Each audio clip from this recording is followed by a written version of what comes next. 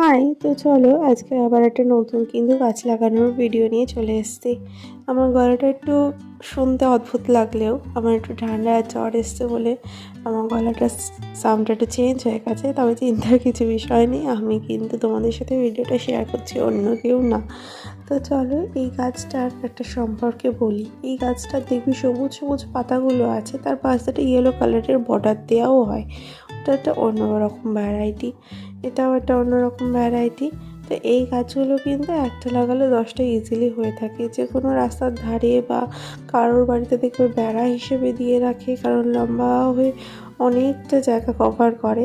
তো এই গাছগুলো যদি তোমরা বাজার থেকে কিনতে চাও তবে কিন্তু তোমরা নিতান্তই বোকা, ছাড়া আর কিছুই হবে না। কারণ এই গাছগুলো কিন্তু খুব ইজিলি পাওয়া যায়, তোমরা ঘুরতে গিয়ে দেখবে বাড়ির আশেপাশে না থাকলে।